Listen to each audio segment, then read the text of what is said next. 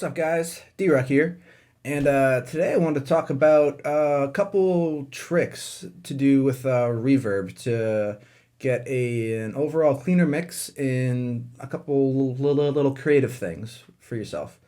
So, number one, let's talk about using Reverb on Ascend, um, specifically for drums.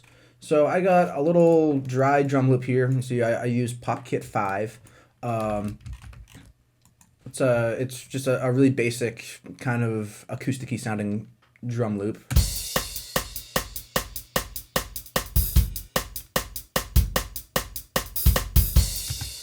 So, using reverb on Ascend. If like you're not super familiar with that, we've got this section up here within Reason's mixer.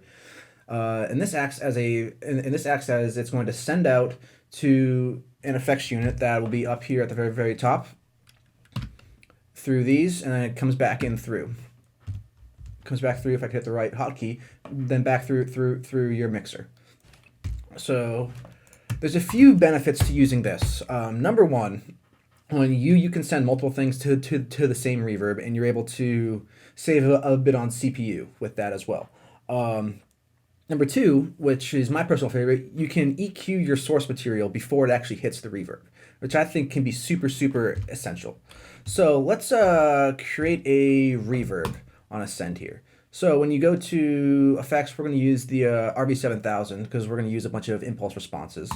It's going to auto route to the next available send, which is super convenient. Okay, so we're going to grab something from the NRS Impulse Exploration 3. It's a really crazy pack. If you're not familiar with like what an impulse response is, it's something that you can drag into the RV7000, and you can and it pulls there's some weird algorithm that it pulls out the verb from that from that audio file. So like actually when I was in Chicago recently, I was in like Grand Central Station or something like that, and I grabbed take and I clapped really loudly in the big grand hall, and I grabbed that reverb. It's up on it's up on my what's it called, Aliupa, if you want to grab that. But anyways, we're gonna grab something from here because it has some really crazy sounds in it, and you can get some really unique like reverbs that they're just insane. It's crazy.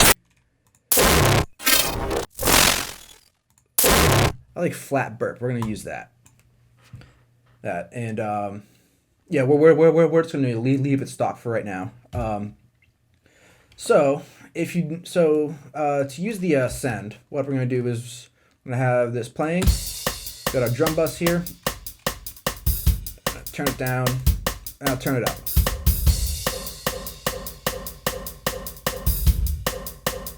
So you can hear that now it's in its own space, but the problem is like we don't want all of that information going to this reverb.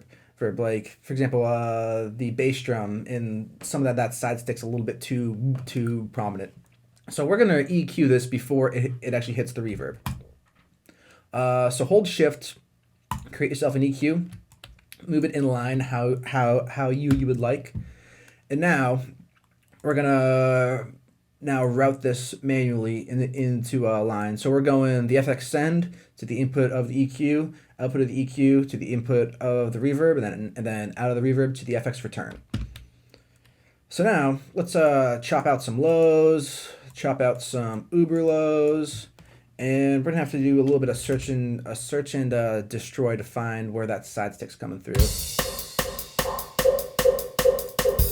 Like that right there.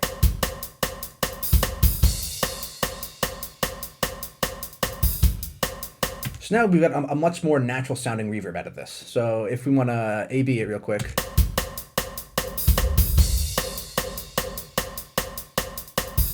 It's just so much cleaner there, and you can get it a lot cleaner than rather than having to EQ with inside the reverb. Plus, you can't be as like finite if you want to boost something, or for example, cut multiple specific bad frequencies within this. So it's much easier just to EQ your source material. That way, you're not messing with the reverb, and the reverb still sounds pretty natural.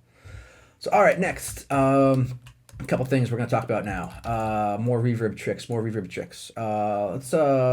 Let's create a. Do you want to create a? Let's create a. Do you want to do a double or a reverse reverb? No, we're going to do both. First, we're going to do the double chorusing effect. So, with this pack here, you can get some really crazy, like with all those really crazy sounds, you can create some really cool doubling effects. So let's create our reverb. Where are we at here? And for this double, we're gonna leave it pretty wet compared to most stuff. So and first I'll bypass it and I'll show you the actual source material. This is my friend. I recorded her just out of the blue. I gave her no warning whatsoever, and she just had to pull something out of like thin air. So I never had the chance to record a true double for this.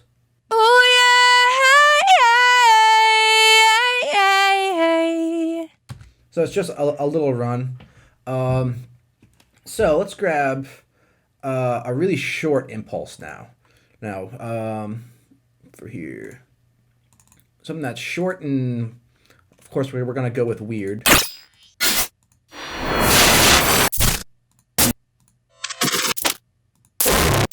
I like this one because it's got like a few specific peaks in there. So we'll drag that in,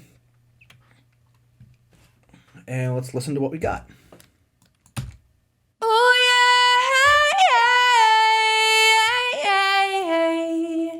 So it's a super quick way to create a really simple double. Well, if we listen to only the reverb here.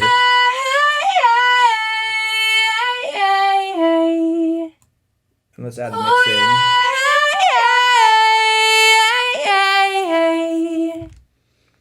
So obviously I didn't have the chance to re-record it twice, so doing this is a super quick way to get an extra double. If we increase the size of the IR, then we can it's more of a slapback effect now.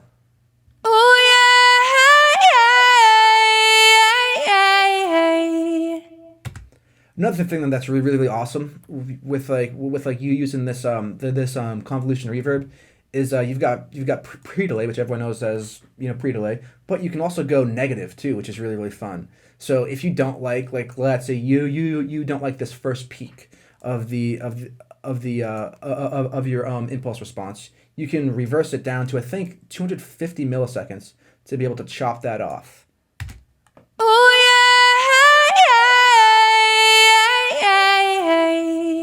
I actually like that a lot. I really dig how that sounds. But all right, last and final trick for reverbs is going to be a thing called a reverse reverb. If you're not familiar with it, it's exactly what it sounds like. It's a reverb that's going in reverse. So in order to do this, we're going to take the very first portion of this vocal because we want it to kind of swoop in. So let's grab, nope, not all that. I just want one little bit like that. Cool. All right. And we're going to work over here now. So all we're working with is like a little, that little ooey, or whatever you want to call it. All right. Oops. If I could actually bypass that. So let's grab a nice long impulse response now. I'm looking for here. First we'll grab the actual reverb unit. That would be convenient. And let's get a loop here. That way I can just hit play. We can find something fun. Let's see here. Luckily, there's so much information there's so many options within this pack that like you can find just about anything you want.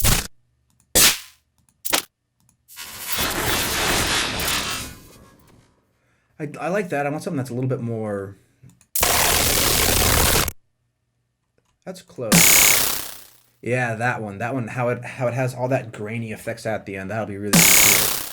Yeah, let's grab that. Sweet. Let's see how this sounds now. That sounds all right. Let's increase the overall size of this, as well as the overall decay time.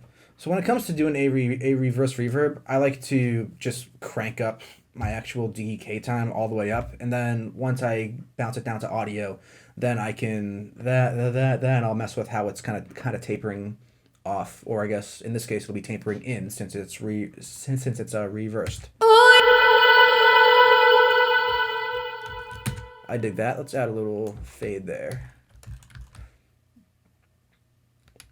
There, yeah, okay. So let's reverse this, and let's give ourselves plenty of extra room here for when we bounce this to audio. If you didn't know, when you bounce to audio, it only does that small, like whatever section you have there. So if it's only right, so if you have it chopped down to right here, and you have a reverb tail going out to here, this reverb tail will not be bounced out. So you've got to actually stretch out your file there. So we'll do bounce, bounce in place. Wonderful. All right, now let's we're gonna chop off a decent amount of this sample, and we're gonna fade in to where the sample actually begins, like right about there. That works. All right, so now we're gonna reverse our actual recorded reverb, and we will align it with our source there. All right, let's grab we're gonna deactivate that one. Let's get the double back in there. There, and let's listen to what we got. Or hold on, let's get a nice smooth fade in if my computer doesn't want to crap out on me. Here we go. Let's check out what we got. A reverse reverb.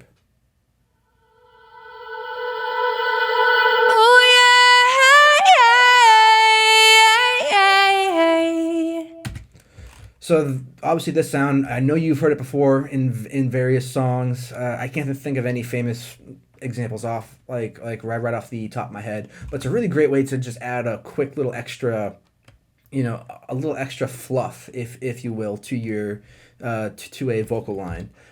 For this one specifically, I would probably do like a high pass and then chop out some like low mids because I kind of hate 500 hertz. If this is the first time watching one of my tutorials, I absolutely hate 500 hertz. It's like pretty much the devil.